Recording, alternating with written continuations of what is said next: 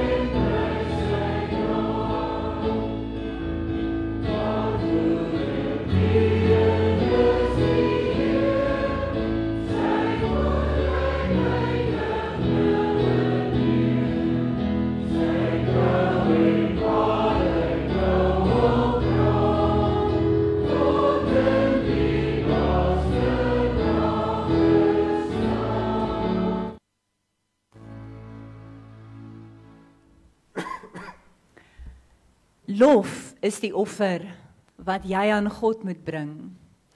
Die Here sê die mens wat my eer, is die een wat lof as 'n offer bring. Hy wat reg lewe, vir hom sal ek red.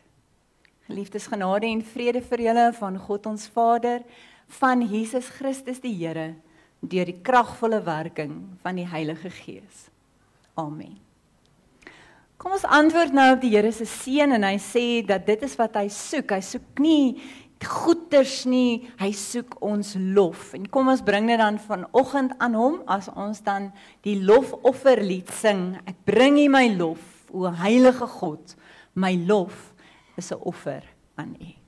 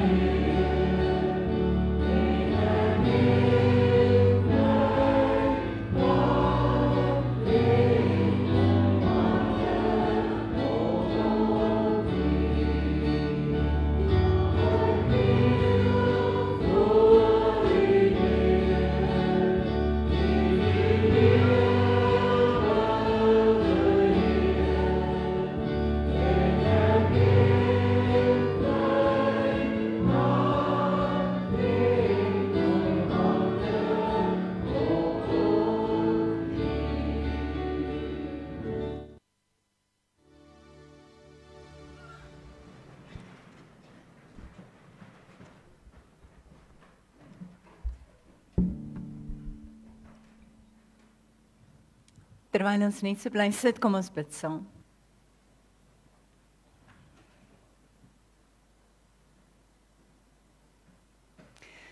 Here, ons is hier vanoggend. Ons is hier om aan U ons lof te bring. Ons lof, Here, is vanoggend 'n offer aan U. Eintlik het ons nie woorde om regtig waar U grootheid en die liefde en die genade wat U aan ons bewys in ons lewe regtig te besing nie. Here, maar ons wil net sê dankie. Aan U kom toe al die eer, al die lof in die hemel en op die aarde. Want van waar die son opkom tot waar hy ondergaan, daar is U God. En dit vul ons, Here, met 'n grootsheid. Dit vul ons met absolute verwondering om te dink dat ons het die voorreg om tot U te nader. Ons het die voorreg om in U teenwoordigheid by mekaar te kom. Ons het die voorreg om U naam te kan aanroep. Ons het 'n voorreg, Here, wat ons het vanoggend om onder die geklank van U woord te kom sit en te kom hoor hoe U vanuit U woord wat lewendig en kragtig is, ons aanspreek vanoggend, ons harte ontsluit en ek bid dat ons so ontvanklik sal wees, dat ons sal luister. Want Here, U roep ons op tot 'n hoër standaard in ons lewe. Ons is in hierdie wêreld. Maar U wil nie hê ons moet van hierdie wêreld wees nie. U wil hê ons moet uitstaan. U wil hê ons gelowiges moet ons uitblink. En daarom roep U ons ook vanoggend op tot gehoorsaamheid. Gehoorsaamheid is wat U vra. Lof is wat U vra. Daarom bid ek, Here, dat U in hierdie oomblik ons elkeen rustig sal maak, dat ons vir die volgende klomp oomblikke sal fokus, dat ons aandag sal gee, en dat ons verby hierdie swakke prediker sal kyk, en dat ons u woorde sal hoor wat direk tot ons elkeen se hart spreek. Tot my hart spreek, tot ons elkeen se. Bid dit in die kosbare naam van ons Here en ons Verlosser, Jesus Christus. Amen. Goed, julle het die preeknota op julle fone as julle sou wou volg, anderste as jy later in die week of deur die dag dalk weer daarna wil gaan kyk, dan is dit goed om 'n paar aantekeninge ook vandag te maak, al het jy net 'n skryfding of 'n boekie. Hoeveel van julle sou sê dat oor die algemeen probeer julle altyd doen wat reg is? Kom ek hoor 'n bietjie. Hoeveel van julle gaan oor die algemeen sê dat julle oor die algemeen probeer julle doen wat reg is? Natalie sê nogal. Probeer so, die hande gaan op, ons knikke, oor die algemeen probeer mense doen wat reg is. Nou goed. Sjoe, nou mense ek kon sê dat ek altyd alles doen wat reg is. Maar ongelukkig doen ek nie. Kom ek noem 'n simpel voorbeeld. Ek is haastig en ek moet vinnig by die winkels stop. Nou die toue, as ek so by die betaalpunt kom, sien ek, maar daai toue is verskriklik lank, want dit is einde van die maand, 'n skoolvakansie, so ek mik so vir die vinnige baan. Daai toonbanke waar daar baie eksplisiet sê ekspresstil. En baie eksplisiet staan daar slegs 10 items. En ek kyk so in my mandjie en ek tel so vinnig en ek sien hier's 12 items. Maar 12 is dan baie naby aan 10. En 12 is 'n baie Bybelse getal. Jy weet, Jesus het 12 disippels gehad. Is 'n baie geestelike nommer en ek dink eintlik moes hulle gesê 12 moet die vinnige lyn wees. So, wat doen ek? Julle het reg geraai, ek glip so in die vinnige baan in. En terwyl ek so ewe vroom daar staan met my 12 artikels in die 10 lyn, hoor ek iemand hier agter my sê, Dominee, is 12 die nuwe 10? En as ek so omkyk, dan is dit 'n tannetjie met so 'n Witfontein tee en bietjie aan. En ek vries, want ek is nou uitgevang. Maar die tannetjie is so gaaf en sy sê, Dominee, kom ek vat jou 2 advokaatpere. Dan maak ons of dit nooit gebeur het nie. Nou goed, is dit 'n ware storie? Is ek regtig so uitgevang? Miskien nie. Maar dit het my laat dink aan, hoe baie keer doen ons dit nie met die Here nie. Dat ek en jy ook maar kyk of ons kan kansse vat met die Here. Of waar kan ek en jy 'n bietjie kort pad vat? Of waar kan ons kyk of ons kan wegkom met iets? Partykeer dink ons kan selfs wegkom met moord. Daar's tye in ons lewe wat ons miskien ook, wat jy dalk al vir jouself gesê het, weet jy, ek doen nie so sleg nie, soos wat julle ook nou so gesê probeer. Maar daar's een area in my lewe wat ek regtig sukkel. Maar niemand weet regtig daarvan nie. En dit is regtig ook nou nie so groot saak nie. En ag die Here hy sal verstaan. Nou ek weet nie of julle kan onthou nie, maar ons het so 'n klompie weke gelede, dis nogal 'n hele klompie weke gelede, het ek ook 'n boodskap gehad wat gaan oor soort van 'n Christen. Kan julle onthou? Soort van 'n Christen, en toe het ons gekyk na Openbaring en ons het gekyk na die gemeente van Laodicea waar God sê julle is nie warm nie, julle is nie koud nie. Ek gaan julle uit my mond uitspoeg. Julle is so halfhartig. En dis wat ons gesê het, wat is ons definisie? Wat is ons definisie van soort van 'n Christen?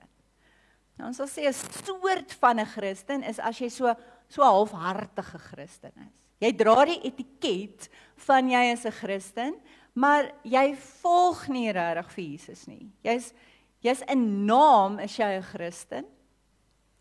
Dit is so oppervlakkige en 'n afgewaterde weergawe van geloof.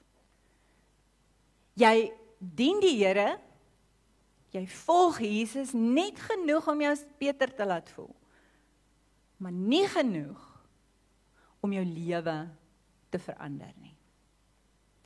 Nou nog 'n eienskap waarna ons vanoggend gaan kyk van soort van Christen, is die volgende, en ek weet dit, een van die mees algemene eienskappe van soort van 'n Christen, is die volgende, en ek sê ek weet dit, want ek was ook al daar, en is ook seker daar. En dit is die hele kwessie van selektiewe gehoorsaamheid. Selektiewe gehoorsaamheid is soos in, ek gaan doen wat die Here wil hê ek moet doen, maar dit moet net nie te moeilik wees nie. Dit moet net nie te veel van my vra nie, dit moet net nie te veel tyd in beslag neem nie, en as ek haastig is en in die vinnige baan wil inglip, dan gaan dit nie werk nie. So daar's van die goed wat ek sal doen, maar nie alles nie. En dis selektiewe gehoorsaamheid. Ek gaan van die goed doen, maar nie alles doen. En eintlik is dit niks anders as ongehoorsaamheid, wat net gekamoufleer is nie waar nie. Gehoorsaamheid. Sê bietjie die woord vir my, gehoorsaamheid. Gehoorsaamheid. Gehoorsaamheid is 'n moeilike onderwerp. Wie van julle hou regtig daarvan om altyd by die reëls te hou? Julle hou daarvan om by die reëls te hou. Steek bietjie julle hand op. Wie van julle hou daarvan om by die reëls te hou? Goed. Soms. Dan is daar ander wat nie daarvan hou om by die reëls te hou nie, en ek gaan nie vir julle vra om julle hande op te steek nie, want julle gaan dit nie wil doen nie. Want julle hou daarvan om die reëls te breek, en om nie te doen wat mense sê jy moet doen nie. So, ongehoorsaamheid en gehoorsaamheid, gehoorsaamheid om volledig gehoorsaam altyd te wees, is 'n baie moeilike opdrag. Nou ek wil hê ons moet vinnig kyk na 3 verse in die Bybel wat gaan oor gehoorsaamheid, en ek wil hê jy moet hoor of jy die 2 eienskappe wat al hierdie verse in gemeen het rondom gehoorsaamheid, of jy dit kan hoor. Die eerste vers kom uit Deuteronomium uit, en Deuteronomium 5:33 sê die volgende: Julle moet die hele pad volg, soos die Here julle God julle beveel het, sodat julle kan leef en dit met julle goed kan gaan. Ja, sodat julle lank kan leef in die land wat julle in besit gaan neem. Dis die 2020 vertaling. Luister gou mooi, kyk daai vers. Julle moet die pad volg. Is dit wat daar staan? Nee, daar staan die hele pad volg, sodat enigiets met julle kan gebeur? Nee, sodat julle kan leef en dit met julle goed kan gaan. So hierdie vers sê vir ons moet volledig gehoorsaam wees, sodat God ons kan seën. Hou in gedagte, daai vers. Nou kom Eksodus 19 vers 5. As julle my gehoorsaam en julle aan my verbond hou, sal julle uit al die volke my eiendom wees. God sê eintlik hier, as jy die 33 vertaling kyk, dan sê hy, as julle my terdee gehoorsaam, met ander woorde, volkome gehoorsaam, dan sê hy, die volgende sal gebeur, dan sal julle my kosbare eiendom wees. En dan kom hierdie gedeelte uit Job 36:11. As julle luister en hom dien, wat gaan gebeur? Hulle sal voorspoedig wees. Goed, so as jy na hierdie 3 verse kyk. Wat is die 2 eienskappe, 2 dinge wat hulle almal in gemeen het? Het jy dit gehoor? Eerstens, vra God van ons volle gehoorsaamheid. Dis eerstens wat hy vra. En die tweede ding is dat uit hierdie gehoorsaamheid vloei wat? Seën. Nou, die van julle wat dalk nou 'n bietjie meer teologies gaan luister, sal dalk nou vir my sê, maar dit klink baie of ek nou sê, dat as jy hard genoeg werk en as jy goed genoeg is, dan kan ons die guns en die vergifnis van God verdien. Daar's dalk van julle wat dit dalk so gehoor het. Toe ek gesê het, maar eerstens vra God gehoorsaamheid en dan gaan God die gehoorsaamheid seën. So jy het dalk gehoor ek sê, dat as jy goed genoeg is, dan gaan jy redding verdien en God se guns. Nou ek wil dit baie duidelik stel, dit is nie goeie teologie nie. En die Bybel is baie duidelik daaroor, dat ons nie gered word deur goeie werke nie. Hoe word ons gered? Ons word gered deur genade, deur geloof, deur die volmaakte werk wat Jesus aan die kruis gedoen het. Dit is hoe ons gered word. Ons word gered deur genade, deur geloof en dit alleen. Hoor dit asseblief mooi vanoggend. Tog word ons ook dikwels geseën as gevolg van ons gehoorsaamheid. En dikwels is dit so dat ons dalk seën mis in ons lewe omdat ons ongehoorsaam is. Maak dit sin? Ek gaan dit vir jou verduidelik. Daar's iets soos onvoorwaardelike beloftes en dan is daar iets soos voorwaardelike seëninge. Nou ek gebruik altyd maar, weet julle, die ouer-kind verhouding. Die van julle wat kinders het, gaan dit baie mooi verstaan, of jy self ook 'n kind, so jy iewers sal jy hierdie beginsel verstaan. As jy 'n kind het, verstaan jy dit baie goed. As jy 'n kind het, verstaan jy die krag van onvoorwaardelike beloftes en voorwaardelike seëninge. Nou 'n onvoorwaardelike belofte is, ek het jou lief. My kind, ek het jou lief, ongeag wat. Ek het jou lief. Van maandag tot saterdag hou ek dalk nie baie van jou nie, maar ek het jou lief. Maak nie saak wat nie. Dis 'n onvoorwaardelike belofte. Het julle hom? Maar dan is daar 'n voorwaardelike seëning en daar's baie van hulle. Dit is byvoorbeeld, as jy jou huiswerk doen, dan kan jy by 'n vriend gaan kuier. Voorwaardelike seën. As jou kamer netjies is, as jy help in die kombuis, as jy jou gesindheid verander, as jy ophou om op jou boetie te pik, dan is daar sekere voorregte wat jy kan geniet. So verstaan julle? Daar's 'n onvoorwaardelike belofte, maar dan is daar ook voorwaardelike seëninge. Nou kom ons maak dit van toepassing op ons verhouding met die Here. Onvoorwaardelike belofte van die Here is die volgende, is dat Jesus het gesterf, hy het opgestaan, en hy bied vergifnis van sonde en ewige lewe vir almal wat glo.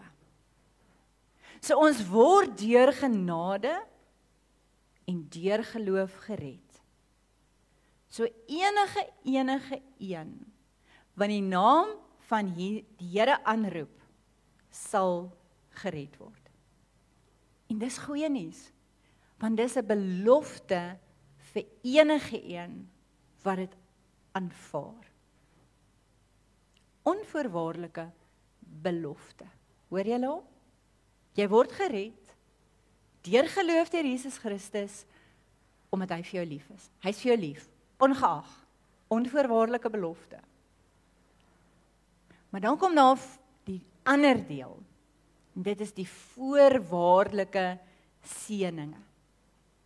Hoewel hierdie genade wat ons van God ontvang, is 'n gratis geskenk, deur God se genade aan ons gegee, vloei daar sekere seëninge voort uit gehoorsaamheid, wanneer ons gehoorsaam is aan God. So dis die verskil. So ek gaan weer baie duidelik wees, en ek het dit in die preeknota gaan skrywe, jy moet weer daarna gaan kyk, dat jy nie uitstap enigstens verward nie. Jy word deur genade, deur geloof gered. Net deur genade. Maar God het 'n klompie baie spesiale seëninge wat hy oor jou lewe wil uitstort wanneer jy gehoorsaam is. En daarom wil God nie hê ons moet net so gedeeltelik gehoorsaam wees nie. Hy soek ons volle oorgawe. Hy soek jou hele lewe, hy soek jou alles. En ek dink ongelukkig is baie van ons skuldig daaraan dat ons net gedeeltelik gehoorsaam is. Here, ons sal byvoorbeeld sê, Here, ek gaan die dele doen wat ek van hou. Dit wat goed voel. Maar Here, die res, Here, jy moet daarom maar verstaan. Ons baie keer as ons Bybel sou vat, sou ons sê ons Bybels is bietjie dun, want ons party dele van die Bybel wat ons ignoreer. Wat ons nie van hou nie. Wat ons nie wil gehoorsaam nie. En ons moet tog onthou dat God is 'n liefdevolle God, hy's 'n regverdige God, maar hy's ook 'n jaloerse God. Wat ons onvoorwaardelik liefhet. Maar hy wil ons seën. Hy wil so graag, wat 'n ouer onder julle wil nie sy kind seën en vir sy kind bederf nie.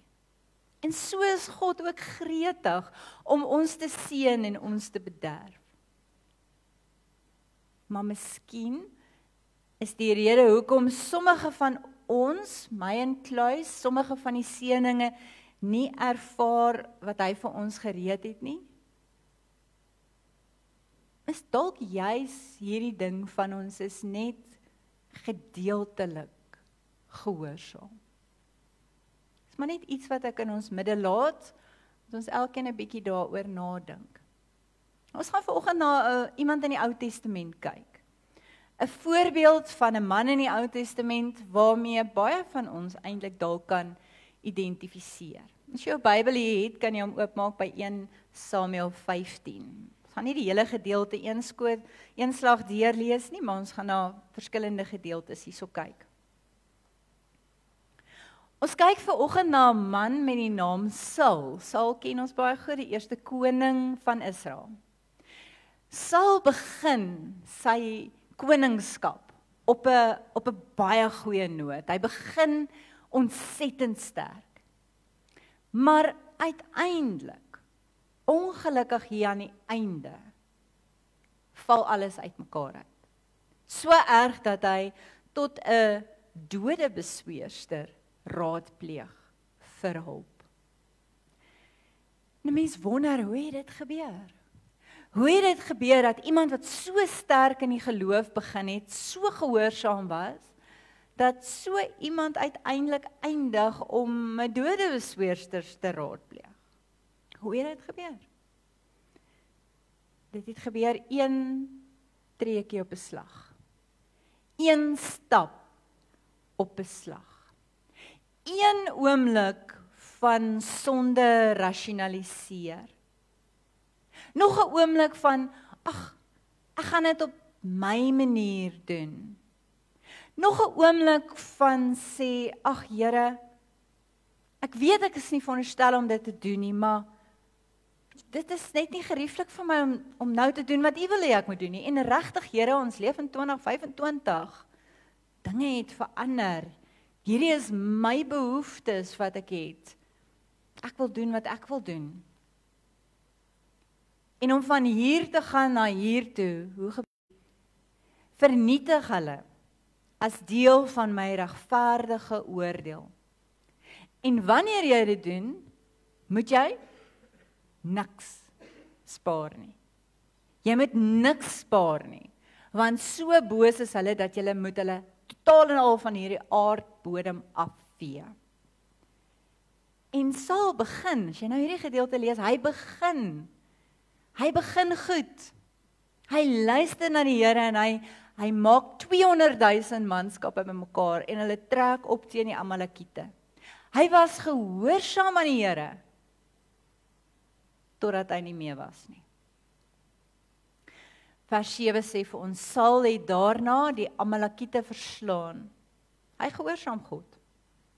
Hy het koning Agag van Amalek lewend gevang, maar die hele volk om die lewe gebring. Wat moes Saul doen? Hy moes alles vernietig het. Die Here het vir hom gesê, maar dan lees ons, Saul en die manskappe het Agag gespaar, en ook die mooiste kleinvee en beeste, die vetstes en die lammers, en alles wat mooi was. Saul hulle wou dit nie alles om die lewe bring nie. Al die vee wat swak en waardeloos was, het hulle wel van kant gemaak. Wat doen Saul? Hy het meeste gedoen wat God gevra het, maar nie alles nie. Saul was gehoorsaam tot op 'n punt. Maar toe hy opkyk, toe sien hy maar hier's al hierdie mooiste kalvers, vetgemaakte skapies, beeste, alles net die beste. En waarskynlik het hy hierdie fluistering in sy oor gehoor. So ken baie van ons ook daai fluistering in ons oor. 'n Saul wat die stem wat in sy oor fluister en moontlik vir hom gesê het, Saul, jy is immers die koning. Jy kan ons maar nou self besluit, wat wil jy van kant maak en wat wil jy nie van kant maak nie. Saul, jy was dan gehoorsaam aan die Here. Jy het opgetrek teen die Amalekiete, jy het hulle vernietig. So, jy het mos geluister na wat die Here sê. Jy verdien, hoe kan 'n mens hierdie mooi kalvers, hierdie mooi skapies en vetgemaakte beeste, hoe kan jy hulle van kant maak? Dit sal so vermorsing wees. Jy's nie 'n goeie rentmeester as jy hierdie mooi vee vernietig nie. Daai fluistering. En toe kry Saul 'n idee. En Saul dink by homself, ek het 'n idee. Ek weet wat ek sal doen. Ek sal hierdie beeste en skape gaan ek hou, en weet julle wat gaan ek dan doen? Ek gaan 'n offer aan die Here bring. Dis mos mooi, dis mos geestelik. Die Here sal daarvan hou as ek van al hierdie mooi vee vir hom 'n offer bring. So wat sien ons hier? God het gesê, vernietig alles, en hy doen nie. Wat tot sy kompromie, hy maak 'n kompromie. En daai selfde stemmetjie wat in Saul se oor gefluister het, is maar dieselfde ou stemmetjie wat in jou en my oor fluister. En wat is daai stemmetjie? Die eie ek. Maar, ons gehoorsaam die Here tot op 'n punt, en dan kom maar. Daai stemmetjie van ongehoorsaamheid, dit begin altyd met 'n fluistering, is nie 'n klipharde skreeu nie, dit begin met 'n fluistering. Vir my was dit, hy dominee, maar jy is 'n besige mens, daar's iemand in die hospitaal, en begrafnis later, jy kan maar deur die vinnige lyn skiet. Al die ander mense moet gehoorsaam wees, maar jy kan wegkom daarmee. En so dink ons maar. Ons kan ook baie keer wegkom met iets. Die stemmetjie wat vir in ons ore dalk fluister, is dalk, ag kyk maar, niemand gaan weet jy het gekyk na iets wat jy nie moet na kyk. Vat dit maar, hulle het baie, die werk het genoeg, vat maar. Of ons sal dink, jy verdien dit. Of, die gewildste een van almal is, maar almal doen dit. Almal doen dit. En as ek dit nie gaan doen nie, gaan ek nie ver in die wêreld kom nie. Ek moet dit doen. En regtig, dis ook nou nie so erg nie. En net hierdie een keer, dis mos nou net hierdie een keertjie. En hier is die probleem. Ongehoorsaamheid is selde 'n eenmalige gebeurtenis.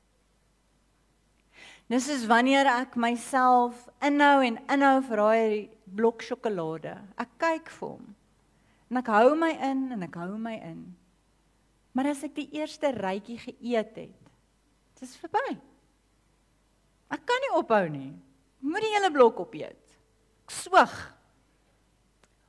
Of wanneer ek ingee en my onskuld dalk verloor as 'n jong mens en ek dink, wel, ek het nou een keer toegegee, so kom ons gaan nou maar groot.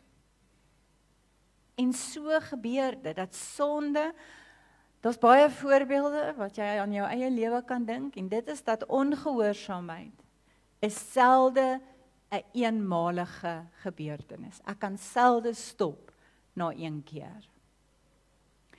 En die gemors is dat wat jy in die oomblik toelaat, neem dikwels later van jou besit. Wat jy in die oomblik toelaat, neem dikwels later van jou besit. Jy dink, dis nie so erg nie. Jy dink, as jy dit in jou lewe toelaat, een keer, jy laat dit een keer toe, maar voor jou oë uitvee is dit 2 keer, 3 keer, 4 keer. En dit vat jou op die einde van die dag na 'n plek toe, waar jy nie wou wees nie. 'n kyk by die werk word 2 kyke. Word naderhand 'n ligte flirtasie. Word naderhand 'n heel 'n geleentheid, 'n verhouding wat hand uitdruk. Dit kos jou.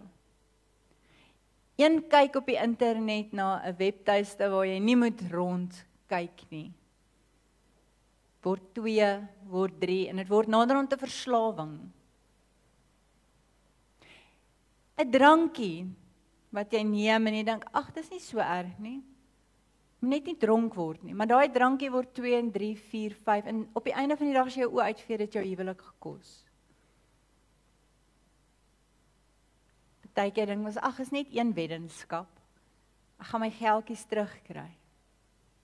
Een weddenskap word 2, 2 word 3, naderhand druk dit aan tyd. Of jy dink byvoorbeeld, ag, hulle het gesoek al voor. En jy verloor jou meer en jy skree op mense. En so verloor jy jou waardigheid en mense verloor hulle vertroue in jou. Mense voel nie meer veilig by jou nie.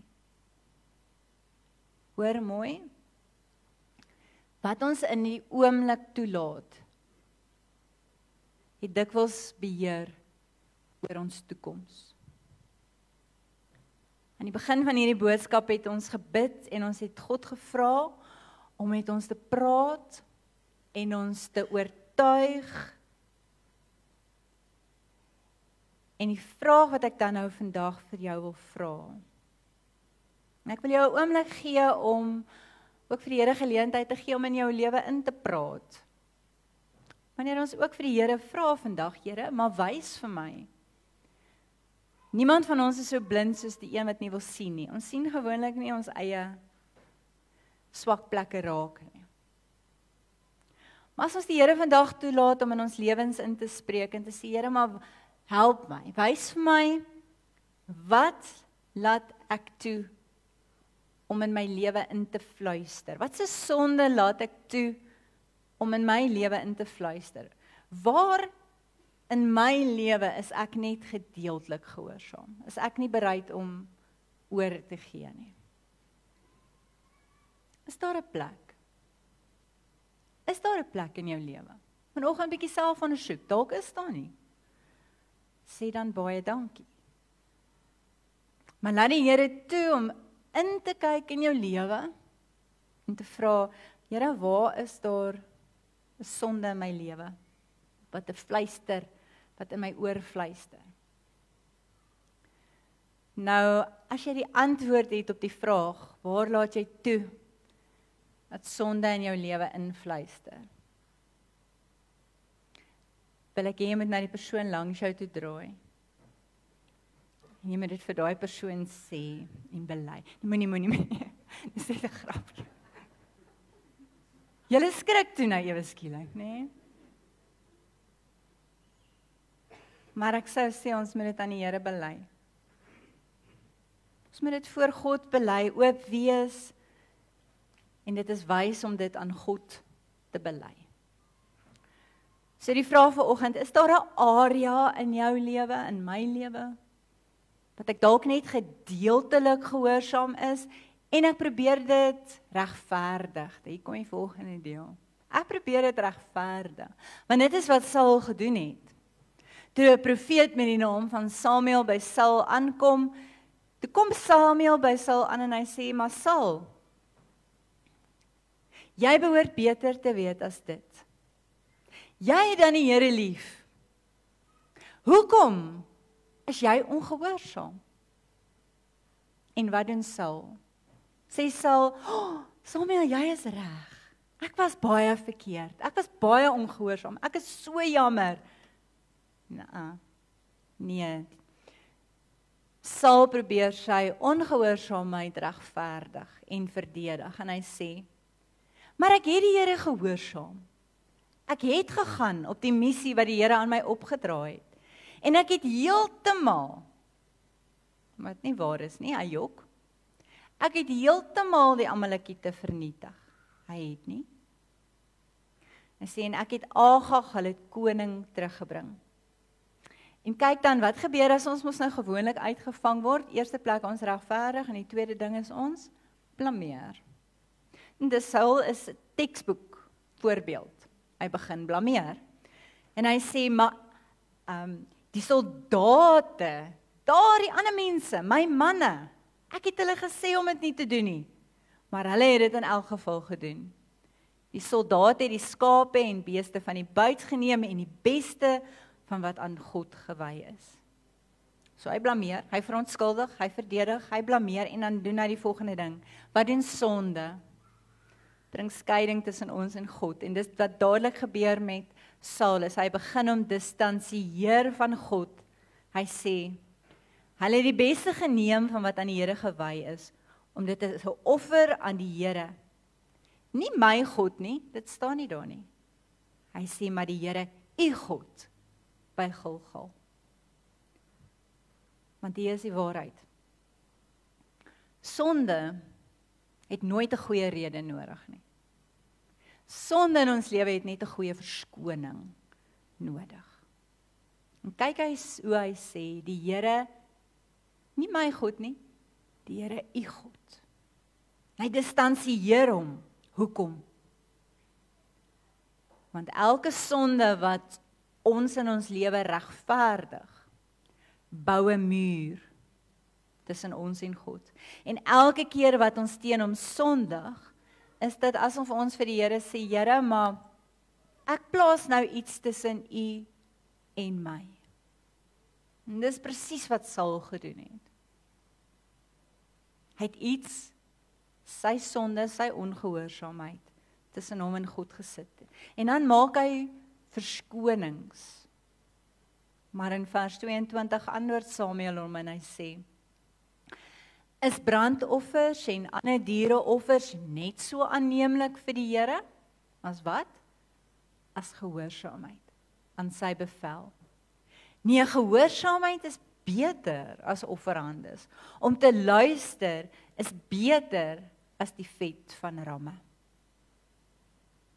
Hoekom is God so erg oor gehoorsaamheid? Hoekom is dit vir hom so belangrik dat ek en jy gehoorsaam moet wees? Omdat hy vir ons oneindig lief is. Net soos wat jy graag wil hê jou kinders moet gehoorsaam wees, omdat jy vir hulle lief is en jy vir hulle net die beste wil hê, is God erg oor gehoorsaamheid, want hy soek net die beste vir ons, hy is vir ons lief. En tweedens, omdat hy ons wil seën, gehoorsaamheid, uit gehoorsaamheid vloei seën. Jy wil tog jou kinders beloon as te ware. Wanneer hulle gehoorsaam is, dis lekker vir jou om goed vir hulle te gee, wanneer jou kinders gehoorsaam is. En die derde rede hoekom gehoorsaamheid so belangrik is, want dit bewys ook dat ons, die God wat ons eerste lief gehad het, lief het. Dit is 'n bewys van ons liefde vir God, wanneer ons gehoorsaam is. Johannes het gesê, wil jy weet wat liefde is? Bietjie later in die Nuwe Testament sê hy, wat is liefde? En hy sê dan, dit is nie net jou aanbidding nie. Dit is dit ook. Maar is ook gehoorsaamheid. Dit is liefde, sê hy. Wanneer ons God se gebooie gehoorsaam. Die riglyne wat God vir ons in sy woord stel, wanneer ons lewe daarvolgens inrig, dis liefde. Wanneer ons binne die parameters wat God vir ons stel, die bakens wat hy in ons lewe stel, lewe om ons veilig te hou, sê dit is liefde. Daai bakens, daai riglyne is nie om ons te ontneem van goeders nie, of om ons aan bande te lê, of ons te straf, of dis juist daar, om ons vryheid te gee, en nuwe lewe te gee. God sê, ek maak die spelreëls sit ek vir jou daar, sodat jy die spel van die lewe kan geniet, wat ek vir jou gee.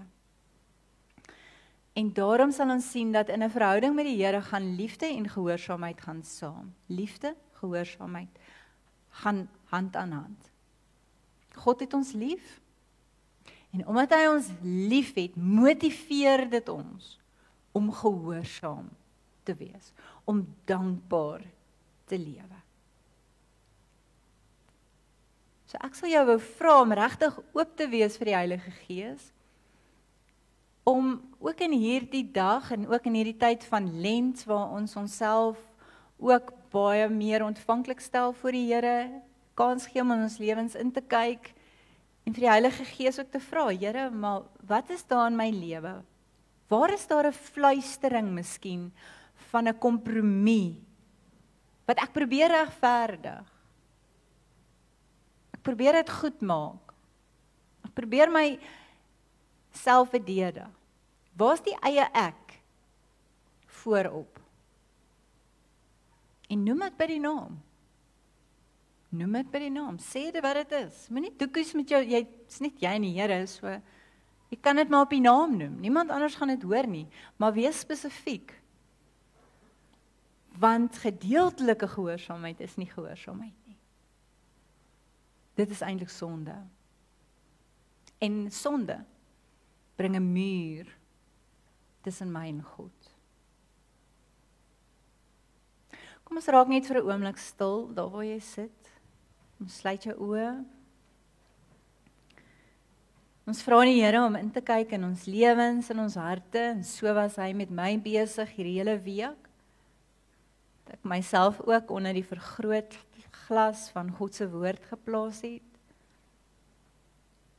En so bid ek ook dat jy geleentheid sal gee, dat jy jouself ook onder die vergrootglas van God se woord sal sit.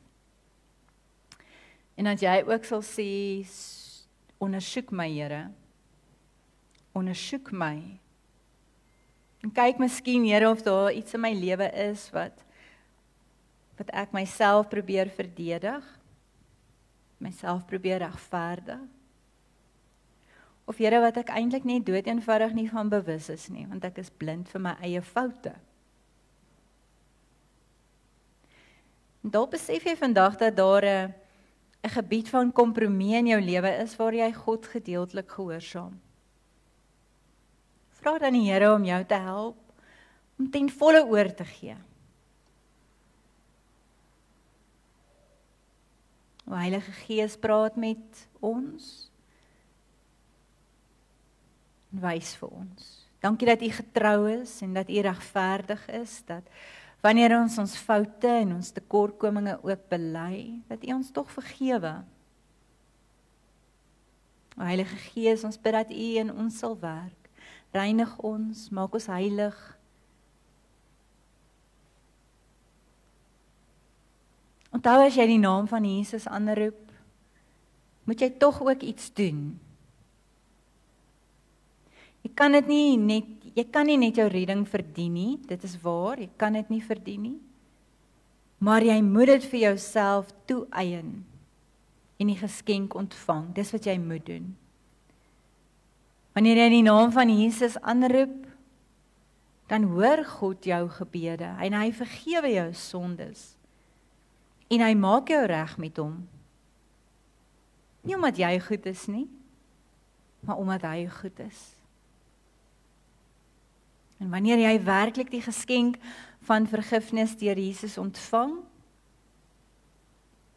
is jou en my enigste redelike reaksie nie gedeeltelike gehoorsaamheid nie, maar volle oorgawe. Hemelse Vader, vergewe ons eie ek. Vergewe ons dat ons baie keer in die pad staan van die grootste seëninge wat U in ons lewe vir ons wil gee. Ons ontvang verlossing, Here, vandag weer eens opnuut en ons bely dat dit kom deur Jesus Christus alleen. Dankie dat U ons liefhet. Ons bid, neem nou ons lewe en maak dit U gewy, al hoe meer, Here. My lewe behoort aan U, nie aan myself nie. Ek gee oor en ek wil U gehoorsaam. Help my daarin, Here. Amen.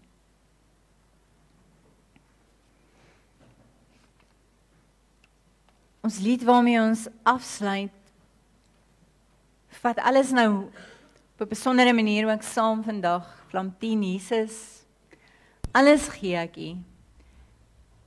Wat ek is en het, en wat ek ooit sal wees, alles gee ek U. Alles wat ek is, alles wat ek het, en alles wat ek ooit sal wees. Mag ons dan ook hierdie lied sing as 'n lied van oorgawe, ook aan God. Jesus.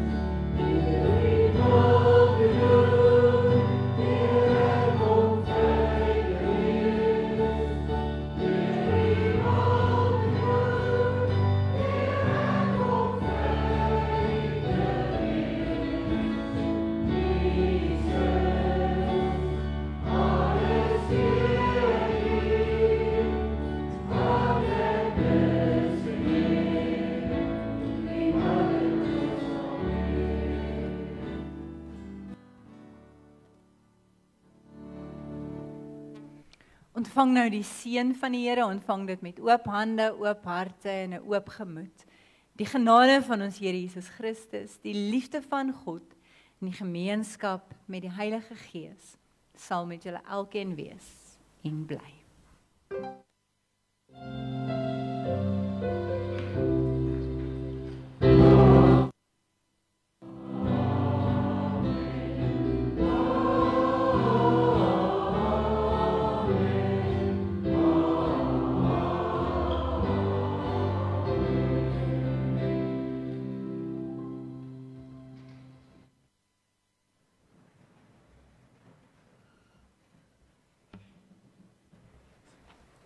Baie dankie. Ag net aandag vir 'n enkele afkondigings. So baie mooi vrae van Rensburg, die ouete huis daar in Danwil wat ons ook verantwoordelik voor is. Hulle het 'n baie mooi inisiatief. Gewoonlik wanneer Mandela Dag altyd kom, dan word daar uitgereik na hulle as ou mense en hulle het besluit hierdie jaar gaan hulle as ou mense uitreik na ander mense toe. So hoe hulle dit gaan doen is hulle doen dit by wyse van hulle gaan brei, serpies en handskoene ensovoorts. Hierdie dag is die twee onder andere wat hulle gaan brei en hekeldag is die 22ste April. So as daar van julle is wat goed is met hekel en brei, dit sal wonderlik wees as julle die dag saam met hulle bietjie kan hekel en brei. Wat hulle natuurlik nodig het is gare altyd en wol en naalde en penne. So as daar van julle is wat dalk 'n bietjie wil kaste skoonmaak, ons sal dit verwelkom. So gee dit asseblief vir Suzette in die kantoor. Dit gaan 'n baie mooi inisiatief wees. Dan wil ons ook vra vir die van julle, ons wil nie by die speelgoedtafel enigiets wegvat van die Delwersfees nie, maar een van ons teologiese studente studeer nou ook spelterapie en vir die spelterapie het hulle klein speelgoedjies nodig om partykeer 'n situasie uit te beeld, dat die kinders dalk makliker by wyse van speelgoed kan sê iets is fout as wat hulle dalk partykeer kan sê. So ek weet nou nie wie van julle klein kindertjies nie. Ek weet nie het McDonald's nog iets soos Happy Meals. Weet hulle nog? My kinders is verby dit duidelik. Maar dit hoop partykeer in jou kas op en dan het jy al daai klein speelgoedjies. Byvoorbeeld dit. So as daar van daai goetertjies is wat jy kan spaar vir haar, vir 'n baie goeie doel, enige speelgoed sal baie welkom wees. Dan het ek gesien, daar's 3 hondjies wat 'n huis dringend soek. So as daar van julle is wat 'n hart het vir ou hondjies wat goed opgepas is, maar hulle kort nou net 'n huis weens omstandighede. Ek sien Joanne druk gelukkig haar ore toe, want sy dit nie moet hoor nie, sy het genoeg. Maar as daar van julle is wat 'n ou hondjie wil aanneem, sal dit wonderlik wees. Ons dataprojek staan al op R17.969.10. Wie het 10 sent ingesit? Maar dankie daarvoor. Elke sentjie is die moeite werd. Elke sent maak die emmer letterlik vol. So ons kom mooi. Baie dankie vir almal wat al iets daarvoor bygedra het.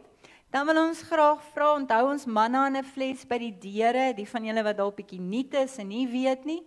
Ons manna in 'n fles is by die deur, jy neem een vir jou gratis en verniet. Deel dit asseblief uit waar jy ook al iemand teekom wat honger is, gee asseblief vir hulle. Dit is 'n heerlike substansiële maaltyd. Dit maak omtrent 'n 2 liter roomysbak vol en dit is regtig vullend. Maar om nou nog van hulle beskikbaar te stel, het ons asseblief bestanddele nodig. So as daar van julle is wat vir ons bestanddele kan skenk, ons soek asseblief lensies, soppoeier en dan die droë groente. Julle weet waarmee ons sop maak, daai 4-in-1 Tiger of uit 'n ander maak ook. So as ons asseblief van dit kan kry, lensies, die droë groente, die 4-in-1 of die soppoeier. Of as jy eerder 'n donasie wil gee, baie dankie daarvoor. En dan die laaste advertensie, dis nog lank in die toekoms. Het ons nog 'n homogene groep begin en ons noem dit Kunstas. Kunstas, dis vir die wat 'n bietjie meer kreatief lus het, maar die eerste een is vir almal. Die eerste ene, ek gaan soos wat hulle vir die troues maak, gaan ek 2 save the dates vir julle stuur. Die eerste een is die 7de Junie. Dan gaan ons 'n vision board bou, saamstel. Dit kan almal doen. Ek wil julle moet van die kleinste kindertjies bring tot die oudste. Tannie Kobie het nou vir ons die standaard gestel van die oudste en sy gaan 'n vision board bou en sy 96. So asseblief, jy's nie te jonk nie, jy's nie te oud nie. Maar wat jy nou nodig het om te doen is jy kan so lank begin dink, begin prentjies bymekaar maak. Die van julle wat nog gelukkig is om tydskrifte te kan koop, moet dit nie weggooi nie. Hou dit, bring dit vir ons en dan maak jy begin so lank dink. Wat is in jou toekoms? Wat wil jy graag nog doen? En dan dink jy aan die verskillende areas van jou lewe. Jy dink byvoorbeeld geestelik. Wat is vir my belangrik om in my geestelike lewe aan te werk? Wat is rondom my finansies? Wat is rondom my werk? Wat is rondom my gesondheid?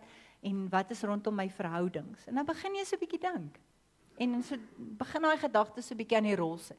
So maak asseblief tydskrifte bymekaar. Is nie 'n dier, gaan nie 'n dierstorie wees nie. So ons almal gaan dit kan doen. En dan die volgende geleentheid is dan die 2 Augustus. Dis nog ver, maar ons gaan leer Diamond Dot. Hier is Tannie Kobie ook, sy 96 en sy kan daai duitjies plant. So dan kan ons dit ook doen. So net 'n lekker kuieroggend. En dan die dapper stappers, ons het gister lekker gestap, so as jy nog wil deel wees van daai groep, sê vir my. Omat. Ag nee oom, regtig, kom ons gaan nou tee drink, ek gaan ons... het nie visie nie. 'n droombord, 'n droombord, dan kan ons almal met droom, nee, ons moet nie ons drome begrawe nie, want het ons nou net gehoor, Here wil ons seën in oorvloed. Ek dink dis dit. Net Ja, daar's. Ek wou nou net sê van die sweets wat nog te koop is na die tyd. Goed, so as julle klaar sweets gekoop het na die tyd, die 13de April het ons Paassangdiens saam met die Pretoria Mannekoor, waarvan hom Ad deel is. So as julle wil sien hoe lekker hy kan sing in 'n koor, 13 April. Mooi geleentheid op Palm Sondag. Dit lei die Heilige Week vir ons in. Ons het ook 'n bietjie 'n besige week waar ons vir julle ook wil regtig geleentheid gee om saam met ons op pad te wees na Goeie Vrydag en Paassondag ook hierdie jaar. Maar Palm Sondag, die 13de April, is dan ons Paassangdiens saam met die Pretoria Mannekoor en ons fokus totaal en al op ons verlosser daardie tyd. So dis oor 2 weke vandag. Merk daardie datum asseblief. Baie dankie. Goed, so kom ons maak 'n draaitjie in die kombuis. Die wat kos bestel het, haal dit af en daar's lekker soetgoed.